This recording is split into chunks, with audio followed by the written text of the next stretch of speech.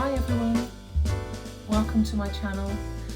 If you've watched any of my previous videos, you'll know that I'm not a lochologist, I'm not a loctician, I'm just someone who's on the same journey as perhaps you are. Maybe you're thinking about locking your hair, and this is my 5-month update, and I'd like to go through some ups and downs, some kind of the positive things that I've experienced and the negative things I've experienced. On the whole, actually, it's been great, and I've not ever for one moment regretted getting my hair locked. So what I'd like to do, and I've made a little list today to help me remember what I'd like to talk about. So that's my introduction done. Okay, I kind of making a thing about my particular hair because there's so many videos out there from people with much tighter, curlier hair than me. I've got the hair I've got because I'm mixed race. Yeah, my mum's English, my dad's Jamaican, and this is what I have. So my hair, it's kind of curly rather than really tightly coiled, and it's fairly fine, or I class it as fine, and I'll talk about that later, because I've been experiencing some thick lock envy. I've been watching loads of people with thick locks, and I think we go through that, don't we? We kind of, whatever we have, we look at something else and want that. It's just, that's part of the human experience. Yeah. Anyway, so let me have a quick look. What have I said? Oh, I've asked myself some questions actually, because I thought that might be a different way of presenting to you. So I've put a question to myself. What is your routine? Okay, it's important to have a routine. And before I locked my hair, I would be washing it, I don't know, 2-3 times a week perhaps. But now I'm once a week. I'll wash about once a week. I've left it 2 weeks sometimes, but once a week seems to feel right for me. Okay, so everyone's different, and you'll hear all kinds of different things like don't wash your hair for a month, blah blah blah. But you have to know your own hair. So I think that's really, if I'm going to give advice, it's kind of get to know and understand your hair. So for me, weekly. Okay, what products do you use?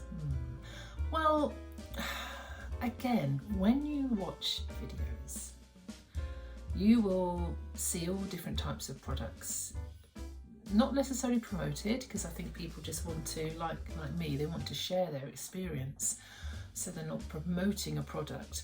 But I'm very aware that when somebody mentions a product, and this is from my experience, I go out and I buy it, and I buy this oil and I buy that oil, and I've got a cupboard full of things which I won't use, and some have arrived in the post. I thought, I'm not going to even use that, I've smelt it, and where someone says that, it's a beautiful smell, I haven't liked it. So there is a little bit of trial and error, that's natural. So what I started with actually was the Dr. Bronner's soap. So what I found Yarny the lochologist, and if you haven't looked at any of her videos, you probably might now. And this is what she uses on her clients. Now, the first time I used it, I really enjoyed the smell. It's got this one, the peppermint one. It's got a lovely smell and a real tingle.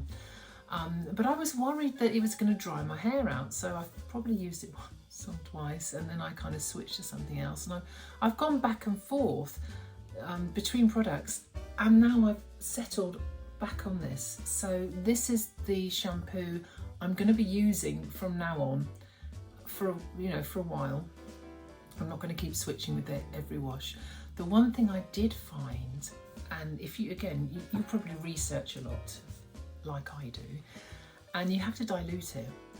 Okay, so the first time I used it, I think I just kind of just put it neat onto my hair, and that was a mistake. So what I do now, it sounds a bit strange, I've just got a really big cup and I take that in the shower and I put squirt some of the shampoo into the cup, and then I add some water and I swish it round, and actually then that activates the suds, so it gets all nice and soapy, and then I put it in my hair. So that has made a difference, just using it properly really. And then I've been back and forth with oils, and you know, you read things, you know, not to oil your scalp, not to do this, to do this. For whatever piece of advice you're given to do one thing, you get the opposite piece of advice from somebody else. So again, I think it's knowing your own hair, and just not overdoing things and not underdoing things. So my type of hair, I don't think really likes heavy oils, so I go for the lighter oils. And I don't know where I read this particularly, did I read it somewhere? And different oils do different things as well. So what I have found, which I really like, is this Macadamia Nut Oil. Now, because my hair was coloured before I had it locked, and I had it done professionally, so as far as the you know, the condition of it, I think it was fairly well conditioned, considering it was bleached. And again, you can watch lots of things about the dangers of colouring your hair, because it will change your hair. But different oils penetrate the hair rather than sit on top. Obviously hair is dead once it comes out of your head, it's dead. It's the scalp you really want to keep healthy and nourished, but your hair will dry out unless you nourish it. So I do use rose water. I use that, I spritz my hair with that, or at least I'll use distilled water, not water from my tap, very hard water. And I've been using this a little bit, I mean, not oiling my hair every day, but after I've washed it with the Dr. Bronner's, because that strips everything out, I do use a bit of this. And I did a hot oil treatment last week using this, which was lovely, a steam treatment, where I put a lot on my hair, scalp and hair, and then put a plastic cap on top. And actually, it was a bag last week, a plastic bag, and wrapped my hair up and left it on there for several hours. And again, wash it out, don't wash it out, I don't know. Yanni, she says she does a weekly hot oil treatment on her clients and leaves the oil in the hair. And that's what I did last week. And I definitely needed to wash my hair after a week. I think it did attract, I don't know, having your hair too oily is not necessarily a good thing either. I think it attracts a lot of just atmospheric smells and everything else. So products, what have I talked about? Shampoo and oil. Oh, here's another oil which I quite liked, a light oil, the sweet almond oil. That suits my type of hair. So if you have hair similar to mine, that's maybe why you're here watching this. I think the lighter oils might suit you, they suit me. Okay, so the next thing on my list, oh yes, so routine, night times. Okay, so you've all read, or if you haven't, I'm telling you now, when you go to different videos, different channels, about wrapping your hair at night, covering your hair at night, not sleeping on just a cotton pillowcase or a linen pillowcase, because that will attract lint, and also there's a certain amount of friction which could cause some breakage. Okay, so what I did is, I'm not great at things on my head, I never have been, wearing caps and hats, that's not natural to me. So I went and I bought a satin, it's lovely, really nice satin pillowcase. So I sleep on that, and occasionally I will wear something on my head. And I've tried different bonnets, I've tried different things, and I've settled on, it's a bit strange because my hair isn't long enough really to fit in it yet, will be, and look at this. Lovely long, so I pop that on, and yeah, hair's great in the morning, well, as great as it can be for 5 months locked. talk about that in a moment. So that's my nighttime routine. What other things that I want to talk to you about? That's it, I think, in terms of routine. Now, the ups and downs of being 5 months locked. Well, obviously you can see I've got my hair up today, and I haven't done that in a video so far. That is because I'm wearing different things on my head, because I'm just going through that slightly I don't know, what should we say? We don't like saying ugly stage, we don't like saying awkward stage, frizzy stage possibly, yeah, which is a natural part of the locking process, a certain amount of frizz. And I've never been a person that really wears my hair down much, and it's not quite long enough to tie up because of the shrinkage. Yeah, the shrinkage is real. You'll hear that said a lot, the shrinkage is real. Yeah, so where my hair was kind of down to not quite, yeah, maybe bra strap length, and it shrunk up during the locking process because I had Insta-lock, so there was the back combing and then the crochet method. But since then it's just continued to shrink. It's continued to shrink, but there are some buds appearing. That's the process, the locking process again. You research that and watch another video all about that.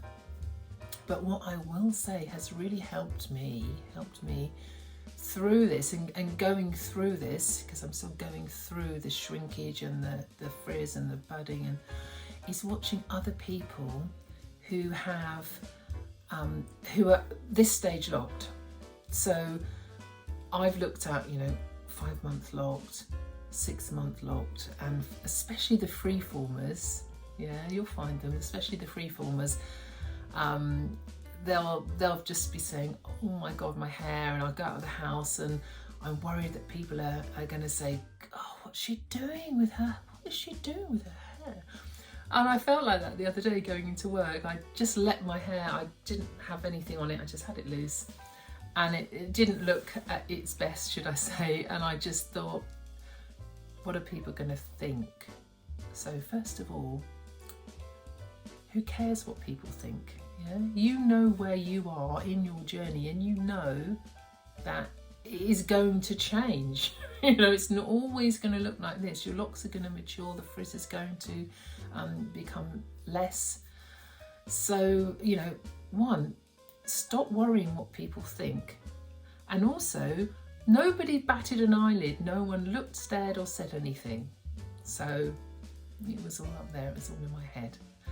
Imagined, okay, so you can then, or you can do this, you can put your hair up in something, and this is great. This is, I've bought so many wraps and different things, and having to tie and twist them. I'll show you what this is. In fact, where did I bring a spare one? Yeah, it was very cheap, very, very cheap. It was, and it came in a pack of 6. And they look like this, okay? Just like that, simple tube. You just pop it on your head, pull the back bit up, lift the top, that bit forward, arrange it however you like. That's it. Honestly, really, really simple. So much easier than twisting, wrapping, but good for this stage. I think as my locks, in another couple of years' time, this won't be the thing that I'll be wearing. I'll be doing other things with it. So there for the moment. Great. So what have I put? Living with frizz. Tips for living with frizz. Watch others. Well, I've said that. Yeah, go to other channels as well and have a look at people showing you their hair in detail, and you'll it eases your mind a bit, I think. And then of course you do what we all do. We go and look at the 2-year journeys, the 3-year, the 4 years, and then go right back to how they were, newly locked, and you can see that progression, the progression. So I think I've talked for far longer than I normally. This is a long video, so I need to stop really, don't I? I will say that at 5 months, the questions appear. You start questioning, perhaps your parting system. Oh, should I have done that one? Should I have done that? Why did I do this one? Did I put enough thought into it? Did I really discuss it with the person that did my hair?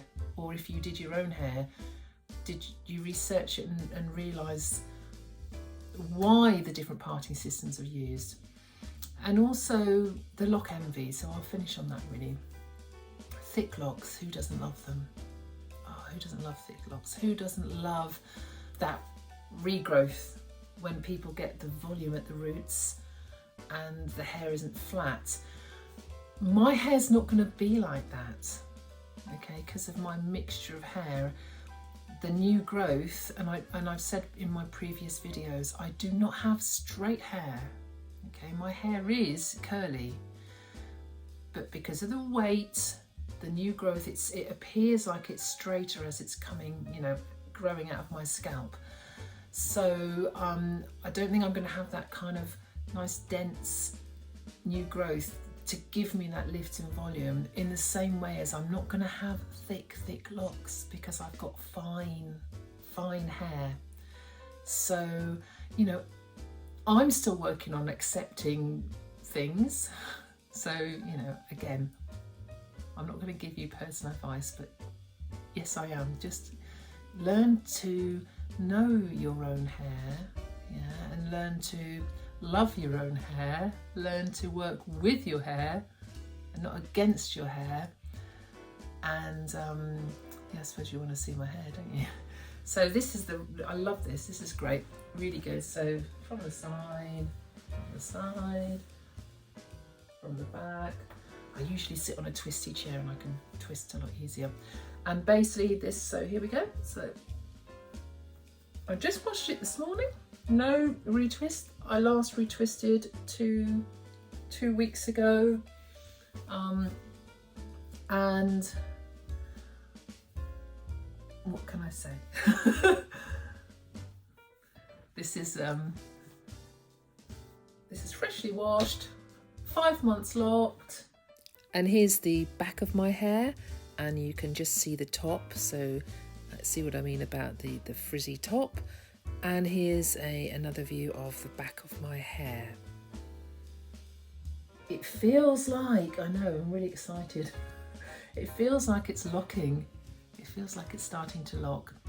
And it feels almost, it does feel like cylindrical. And that's without any twisting or palm rolling.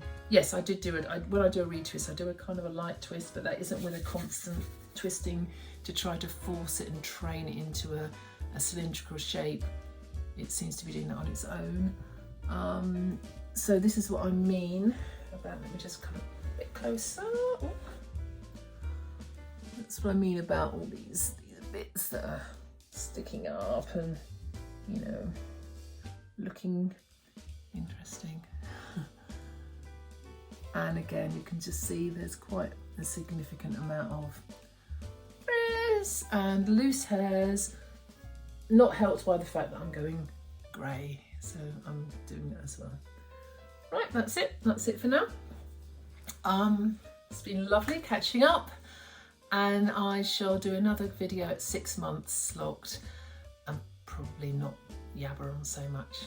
So take care, and I'll see you next time.